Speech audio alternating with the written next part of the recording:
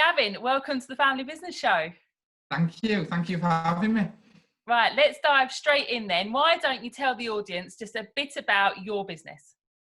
Yeah, so, first, my name's Gavin Howarth. I'm the Managing Director of Howarths, and we support SMEs with HR, employment law, health and safety, and advice.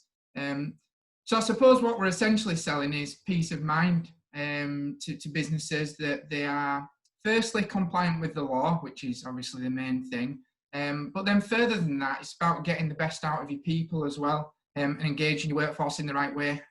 So there are 3 of us in total, based in West Yorkshire, and we support around 500 other SME businesses, from those with 1 or 2 staff up to the biggest has about 500, and anywhere in between in any sector, and predominantly based around Yorkshire, but we do work with clients further afield, Birmingham, London, etc. So yeah, that's us. Fantastic. So what makes you a family business? Tell me about your family setup.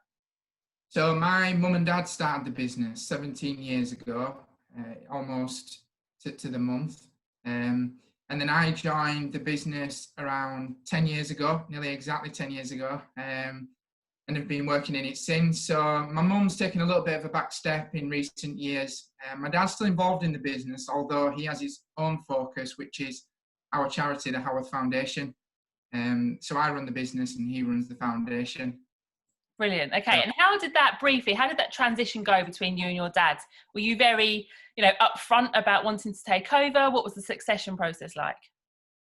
Yeah, I suppose like many, it's over time, isn't it? And done sensitively and in the right way. So I originally joined after completing my training contract as a solicitor, joined the business, and then spent the first 3 or 4 years advising clients, and also getting involved on the business side.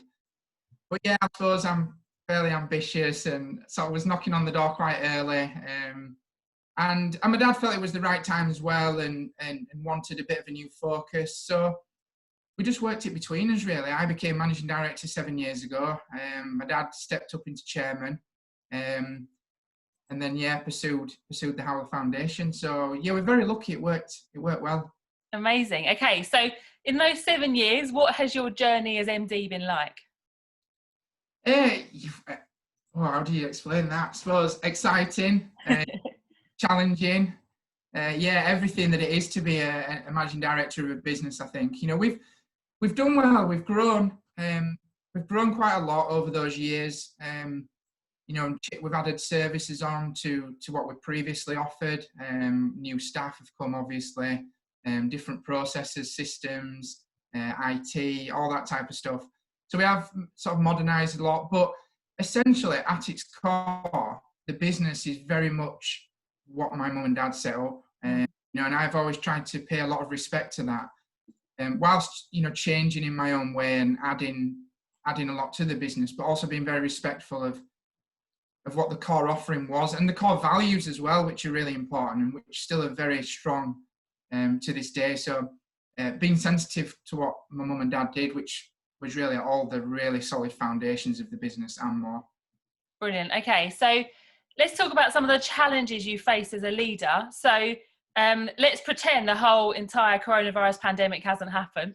Prior to that, what would you say have been your biggest challenges as a leader in that time? Oh,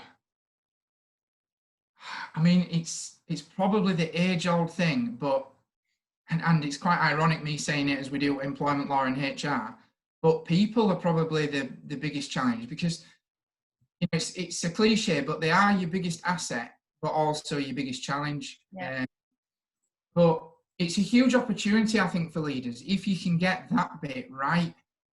I think it's a huge challenge for leaders getting the people bit right. But if you do, it forms the foundation of success for your business now and going forward.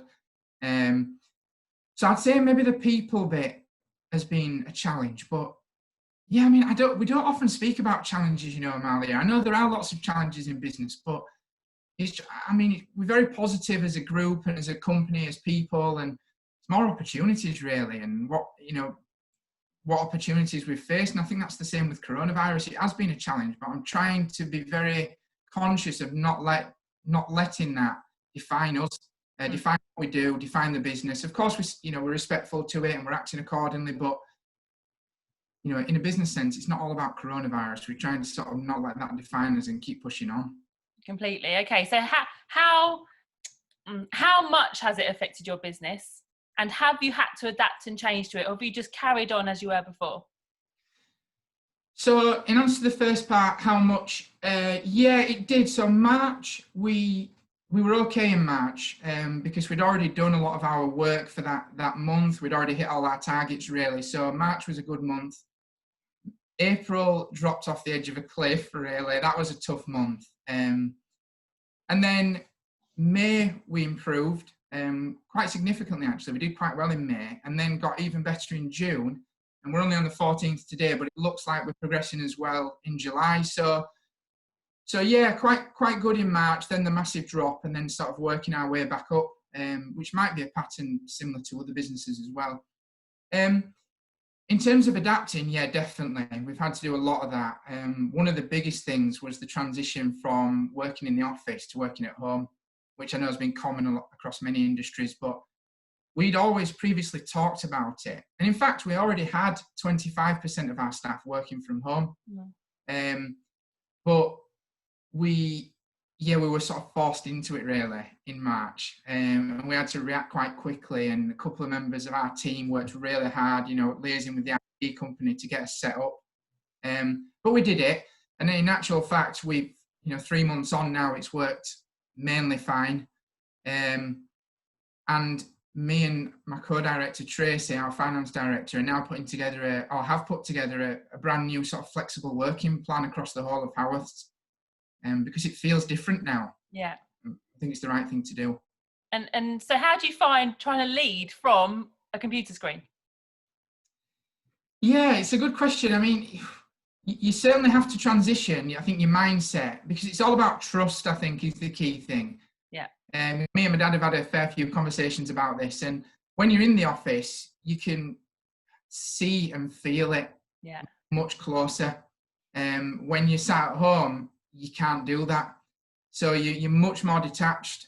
So I think, and again, it's a cliche, but one of the most important things is communication. And I think I've found that remotely, you almost can't communicate enough.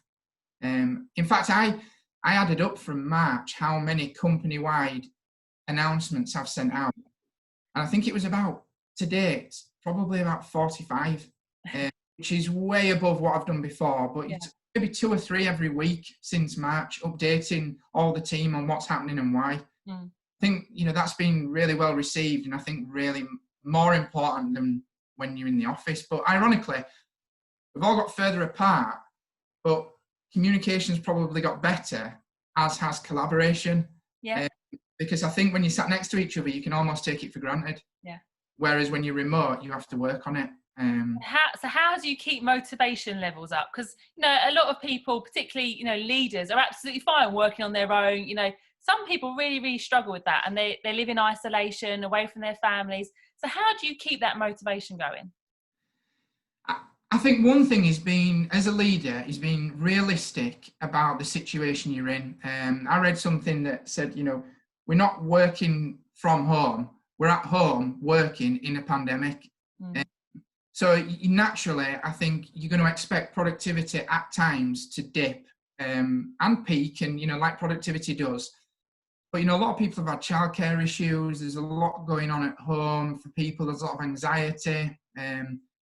People's experience of the whole pandemic has been very different. So I think acknowledging that is one thing, and not being and being respectful to that. But then I think all the obvious things is keeping in communication. We've set up a WhatsApp group, which we're all members of since March, which has been brilliant. We've had lots of things like this, Zoom meetings. We have regular ones every week with certain parts of the business. And then more recently, we've been phasing in some face-to-face office time as well.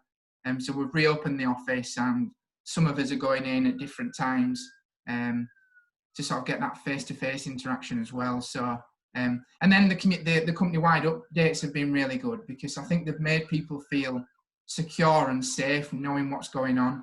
And I've been very honest in them as well. If we've had to make tough decisions, I've told the guys very early on and why. And I think people appreciate that and feel safe. And I think that's really important as an employee, to feel secure and safe. Completely.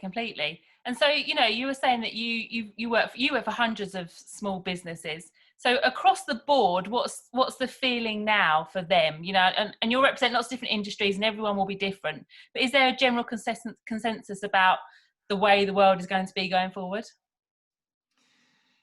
I think, I think most leaders, naturally are optimists, aren't they? Because you have to be. Yeah. Part of the job, really. So I think a lot of people are optimistic. However, definitely, and it's quite sad, but one thing we are seeing, and one thing we're advising on a lot across the whole advisory team, is redundancies. Yeah. Obviously we've seen the news stories of the huge companies, Boots and Pret a Manger and that type of thing, making redundancies. But across the SME market, where we specialise, there's a lot of redundancies, unfortunately. Yeah. As furlough is starting to taper down and taper off, a lot of people are looking at it. So, yeah, there is optimistic in terms of the future prospects of the business as a whole, but a lot of businesses are, making redundancies, anywhere from 2 or 3 people up to 15, 20, so I don't think the unemployment figures predicted are going to be that far off, unfortunately. No. And are they doing that in order to survive, or are they doing that in order to build a stronger business now? A bit of both, I think. Yeah, depending on the business and the sector. Some definitely just survival. Yeah. Some have said that they're looking at they would have made these redundancies prior to coronavirus in any event. Some of them might shut down a certain part of the business, but the furlough scheme has sort of prolonged it in a way and kept them work. And then others, just have learned new ways of working and having to innovate and react and, stop selling a certain product and pivot into selling another one, which, makes changes in staff. So a mixed bag, really. Certainly a lot of it going on. Okay, so, we've established that you're very optimistic, you're very passionate about people. So how do you feel about the future for Howarth? And have you made any changes because of the coronavirus that you think are going to stay and going to be permanent? Yes, so future, very bright. Lots of opportunities. Loads of avenues for us to pursue. I'm happy with where the business is, but like most leaders, I think I'm never 100% satisfied. There's loads of stuff we need to do and work on. Lots of opportunities. Changes, yes, definitely. I think two tangible examples are the flexible working arrangement. So working from home, working in the office. And we're just trialing something at the moment to make sure it works right, but which we'll see all of us have a mix of office and home work. Mm-hmm. So that will be here to stay without a doubt. And in fact, that's having an impact on our discussions about premises as well, and what we do with that in the future. And then the other thing is we, and this was something Mum and Dad did very early on, but one of the key ways that we've interacted with businesses is by doing workshops and seminars. So when my dad first started out the business at home with Mum, he used to rent a room down the road and then encourage people to come and talk about employment law. And if they liked it and they liked him, then they'd, buy services and off we go. 17 years later, we still have that model and still do that, but clearly coronavirus has meant we've had to stop all that. So we've transitioned into webinars quite quickly and efficiently, thankfully, and they've been brilliant. So just as an example, we might have 25 people on a workshop. Say 30 sign up, 5 don't turn up, you get maybe 25 on the day. With webinars, we had a period a couple of weeks ago where we maybe around 2 or 3 over a 2-week period, and we must have touched 250 people. Wow. Which you couldn't do face-to-face, we don't have the space. But, with people not having to travel and it being much more flexible and easy for them, webinars, have worked brilliantly. So I think, yeah, the home office thing and the webinars transition will definitely be here to stay. And even so much so that I said to Tracy yesterday, when we're looking at premises or staying where we are, that we might even consider having like a mini studio. It's dedicated for video work and webinars and things like that, because I think that's here to stay. So technology, which has been notoriously difficult for a lot of maybe old school leaders to get their heads around, has actually been a saving grace for you guys and made you far more efficient. You've reached a wider audience, and it's actually an amazing opportunity for your business going forward. Yeah, exactly. And we've had clients say to us, "Oh, I used to jump in the car and travel 40 minutes, for a meeting. There's no point doing that now. I'll just have it over Zoom and save myself, the 2 journeys." Like, yeah, exactly. That's the thing, isn't it? You can have them. You do miss out on stuff. There's no doubt about it. If me and you were sat in a room having this conversation, it'd feel differently, and things, other things might come out of it. But still, the Zoom meetings and the video technology can work just as well. And in fact, I just thought then one of my colleagues, Kath, who's one of our senior HR advisors, did a remote training course to a big business in Leeds. On managing people, having difficult conversations, that type of subject matter. And she was on a big TV screen, and the 8 to 10 delegates were sat in a room at their end. Yeah. And Kath had a representative from the company help her sort of with handouts and stuff. And it worked perfectly. Brilliant. So that's another avenue as well that we've only touched the surface on, is, that type of remote training. Fantastic. And I think, as a family business, you can be quite agile to adapt to those things. Whereas in a big corporate, that would take months and months to, get that signed off. Yeah, exactly. That's the thing I love about, family businesses, SMEs, speed of action. Yeah, am I back? Right, you're back. Yeah, you're okay. All this talk of technology. I know. Wi-Fi. You get a Wi-Fi booster up in your office. Okay. Right, so, our audience in the Family Business Show are other people just like you and me running family businesses. A lot of them will be thinking, okay, this is a fantastic opportunity for me. We've managed to get through this. I'm excited about the future.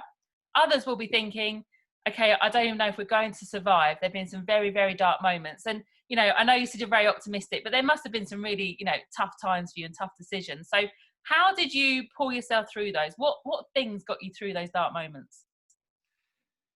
Good question, Amalia. And actually, you're right. I should balance the narrative a little bit, because towards the end of March, early April, I did find it really tough, actually. I was under a lot of pressure. Well, we had Grace coming as well, my little girl. So, she was going to be born in lockdown. We didn't know whether I'd been allowed in the hospital, all that type of stuff. So a lot of personal stuff. But at the same time as the business as well, transitioning and, getting all the staff home and safe and making sure we're still ticking over. So, I did feel a lot of pressure. And what I actually did for the first time is I took a little bit of counselling over Zoom, remotely like this. So it was actually a contact I'd made on LinkedIn. And I approached Sue, she's called, and I said, look, can I have just an hour of your time? I just need to offload on, and talk about everything that I'm going through. And she was brilliant, and it really made a difference to me. And I've sort of publicised it since to all the team, and on LinkedIn and that type of stuff, to say that I took that little bit of counselling, and it was really, really helpful. Because there's no shame in it for me. What's up? And I think it's the right thing to do. You need help every now and then. And one of the key things Sue said to me, which I've kept in my mind, which was brilliant, was lower your standards. Yeah. I'm the type of person who wants everything to be perfect all the time, but that can create quite a lot of internal pressure. And she said, just lower your standards a bit. If some days you get up, manage to get dressed, feed the family, you're all healthy, and business ticks over for a day, that's a good result. That's a successful day. Yeah. Kept all the little people alive. Exactly. Yeah. So I've kept that in my mind since, and I probably will do going forward. So it's a good question. So balancing it, I am optimistic. It has been good, but it has been challenging at times as well. So. Okay. So, if we think about moving forwards, and hopefully most of the family businesses out there listening to that will be thinking, yeah, we're going to make it somehow by hook or by crook, or other family businesses that I've been speaking to are absolutely flourishing. You know, we've got a member who makes jigsaw puzzles. Well, their sales have gone through the roof. Yeah, I can imagine. So what advice would you give to anyone else out there running a family business in your shoes, who's thinking, I don't know what the future holds, I don't know if I'm going to be able to do this? What advice would you give to someone? Ooh. I think, like in life, the only way you can deal with it in the right way is to do it day by day, week by week, month by month. I think, you know, you can set projections out in front and have ambitions and dreams and things, depend whatever your circumstances are. And I think I've learned this in coronavirus, whether it's good, like you're flourishing, like the example you gave, or whether it's bad. I think bringing your line of vision and foresights closer, so that you're only looking a day, a week, and, you know, a month ahead, I think is sensible. You know, we took out a loan, a coronavirus business interruption loan, and we had to project out to the future, obviously to the bank. And me and Tracy put the budget together, and it was like July, August, September, October. We did this 2 or 3 months ago. You know, it's like we've no idea what it'll look like then, but we put together based on what we could and sent it off. But I think, yeah, day by day, week by week, month by month. And I think if you keep doing the right things each day, a lot of right things over a lot of days build up into good things, don't they? And I very much, you know, I've always, you know, the Japanese approach of Kaizen, that 1% improvement. I always keep that in my mind. Like, if we can improve just 1% a day or a month or whatever, you know, over a year, that can be a lot of improvement. So I think just day by day, week by week, so it doesn't get too overwhelming. Do your projections and all that type of stuff. But I think for your own mental health as well, I think keeping it short term in such a changing environment makes sense. Brilliant. Fantastic. Thank you. Right. Last shameless plug for Howarth. So what could anyone out there do to help you? Oh, to help. Well, obviously, if anyone had any HR, employment law, health and safety needed any support with complying with the law, with furlough, all this changing legislation, or even just a discussion around getting the best out of your people going forward, then, you know, keep us in mind. We'd love to speak to anyone like that and add value. I mean, we want to support as many SME businesses as we can. That's how we define ourselves, you know, and doing it to the best of our ability. So anyone out there who runs an SME who could benefit from any support like that, do keep us in mind. Perfect. Thank you so much for joining me on the Family Business Show, Gavin. It's been lovely to talk to you. And you. Thanks, Amalia.